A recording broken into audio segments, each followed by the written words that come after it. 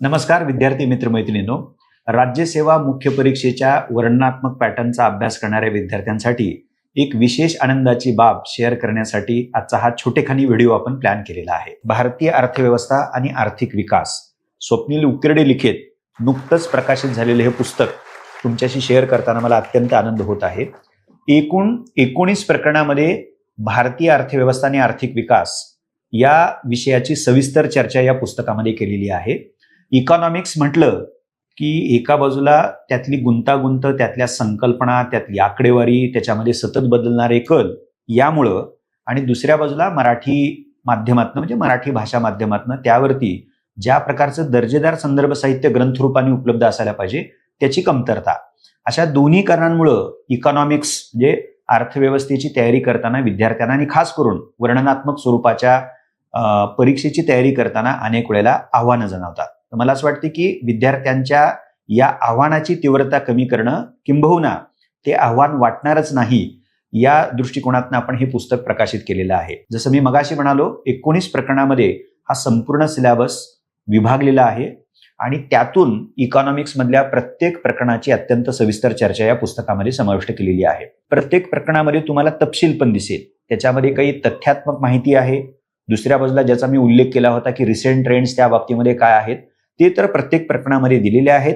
पण दुसरी एक त्याला जोडून जी महत्वाची बाब इकॉनॉमिक्स म्हणलं की लक्षात घ्यावी लागते ती म्हणजे डेटा स्टॅटिस्टिक्स. म्हणजे माहिती असेल, विदा असेल किंवा सांख्यिकी असेल किंवा आकडेवारी त्याला सोप्या भाषेमध्ये म्हणतो आपण. प्रत्येक प्रकरणामध्ये ज्या ज्या क्षेत्राची चर्चा होती आहे, म्हणजे ती शेतीच्या बाबतीतली असेल, उद्योगाच्या बाबतीतली असेल, कामगारांच्या बाबतीतली असेल, रोजगाराच्या बाबतीतली असेल, तर अशा प्रत्येक क्षेत्राशी संबंधित महत्वपूर्ण आकडेवारी या पुस्तकामध्ये प्रकरणनिहाय समाविष्ट केलेली आहे. आता ते करत असताना त्याचं सादरीकरण हे अत्यंत सुलभ आणि प्रभावीपणे करण्याचा प्रयत्न लेखकांना केलेला आहे. त्यात अलीकडच्या म्हणजे साधारणतः 91 नंतरचे जे कल आहेत त्यावरती विशेष फोकस आहे.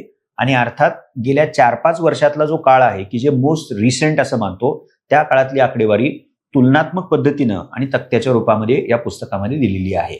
त्यामुळे तुम्हाला प्रत्येक क्षेत्राशी संबंधित जी अत्यंत महत्वाची आकडेवारी आहे या पुस्तकाच्या माध्यमातून समजून घेता येईल आणि तुम्हाला परीक्षेमध्ये उत्तर लिहित असताना त्याचा वापर डेफिनेटली करता येईल. हे पुस्तक निर्माण करत असताना युनिक प्रकाशनाचं ते वैशिष्ट्य आहे की त्या विषयातले जे वेल नोन अशा प्रकारचे ऑथर्स असतात त्यांचं जे संशोधनात्मक काम असतं, त्यांनी लिहिलेले जे ग्रंथ असतात, अशा मूलभूत ग्रंथाचा आधार उकिरडे सरांनी घेतलेला आहे. आणि दुसऱ्या बाजूला त्या बाबतीमध्ये अलीकडच्या काळामध्ये ज्या महत्वाच्या घडामोडी घडलेल्या आहेत या दोन्हीचा समन्वय साधत हे पुस्तक त्यांनी निर्माण केलेलं आहे. त्यामुळे मला याची खात्री वाटते की तुमच्या राज्यसेवा मुख्य परीक्षेच्या नव्या वर्णनात्मक पॅटर्नमध्ये म्हणजे डिस्क्रिप्टिव्ह पॅटर्नमध्ये भारतीय अर्थव्यवस्था आणि आर्थिक विकास हे नुकतंच प्रकाशित झालेलं पुस्तक अत्यंत सहाय्यभूत अशा प्रकारची भूमिका बजावेल.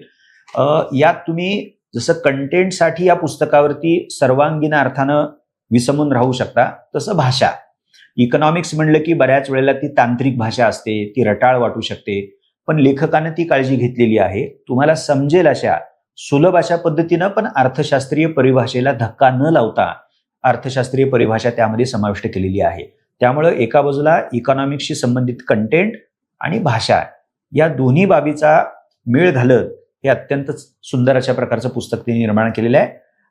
मी तुम्हाला सर्वांना असं आवाहन आणि विनंती करतो की तुम्ही जास्तीत जास्त इफेक्टिव्हली या पुस्तकाचा वापर करावा. धन्यवाद.